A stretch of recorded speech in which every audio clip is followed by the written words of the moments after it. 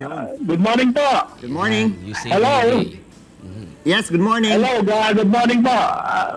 Bali, pinautang po ako na dati kong pinapasukang kumpanya sa bangko, 200,000. Ginamit po nila yung 100,000, receive po sa kanila yung 100,000. Tapos, salary deduction ko po yung 100,000 na ginamit ko po. Ngayon po, binabayaran nila na kung ilang beses po yung sa aking salary deduction. Tapos po, nung aalis po ako sa kumpanya, nagtausap po kasi kami dahil meron po akong mga naiwang sweldo. Balik pumatak po na bayad na po ako doon sa 100,000 ko. Ngayon, niyahabol po ako na bangko. Ngayon, nagpunta po ako ng bangko, nagdala po ako ng mga dokumento ko na katunayan, ni-receive nila yung 100,000 na ginamit nila. Tapos yung pong computer printout na kung saan binawas po sa sweldo ko yung 100. Ganun po nangyari. Ngayon, ang tanong ko po, paano ko ba po masisigurado na clear na po yung aking pagkakautang? Saan ho kayo umutang? Sa bangko po. Sa bangko. Ngayon ang tanong ninyo, paano ninyo ma-verify kung fully paid? Opo. Kasi po, ang huli namin ako po ang hinahabol ng bangko, lagi po tinatawagan. Eh, bali, ang ginawa ko po, gumawa po ako ng dokumento na katunayan, bayad po ako, punta po ako doon. Ang nangyari po kasi, yung aking po binigay na cellphone number, nawala po yung aking yung dating ko pong cellphone.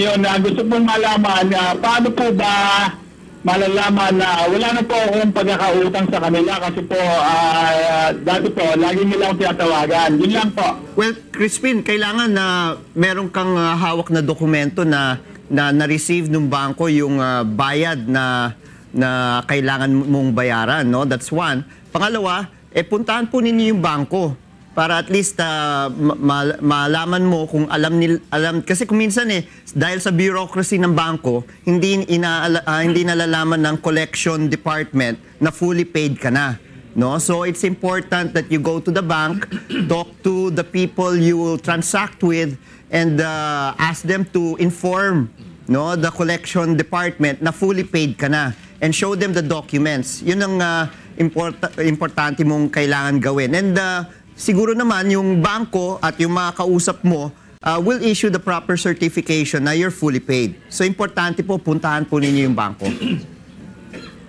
Bali, yung po man computer printout na kung saan binigay sa akin na ang kulong po yung salary ko na dapat bayaran nila ay dinidak po doon sa na wala naman po nilang pirma at yung po ibigay nila, yun po ba isang ebidensya po na nagsasabi na binayaran ko na sa kanila yung aking ganang utang. Opo, ebidensya po yan. Depende rin kung ano yung kontrata mo with the bank, no? Kung automatic salary deduction yan, dapat nire-record rin po nila yan, no? So yung computer printout na hawak po ninyo, yan ay ebidensya na pwede pong ninyong gamitin.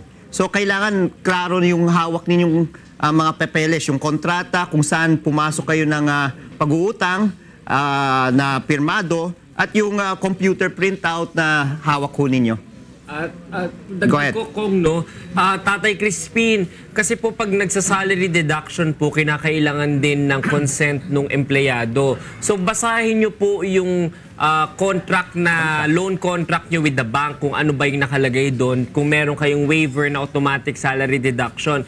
Pagkatapos ang gawin nyo rin po, computein nyo kung magkano po ba dapat yung nakuha yung back wages sa separation pay nung umalis po kayo sa bangko. Dahil doon nyo po makukompute kung talaga nga bang nadeduct o hindi. Dahil yung papel niya kasi kung unsigned na na statement of account lang So baka sabihin ng bangko na parang sinasuggest lang namin na ganito gawin namin, ide-deduct namin, pero hindi naman talaga pala nila dineduct. O kung dineduct naman pala nila, baka gusto lang nila na, baka na sa records nila, naguluhan sila sa deductions na yon. So ang kailangan po, meron din po kayo sariling computation ninyo, Tatay Crispin, para po maipakita nyo din sa bangko na dapat ito yung dapat natanggap ninyo. At dahil hindi nyo natanggap yun, na-deduct na yung 100,000 na yun dun sa sweldo ninyo.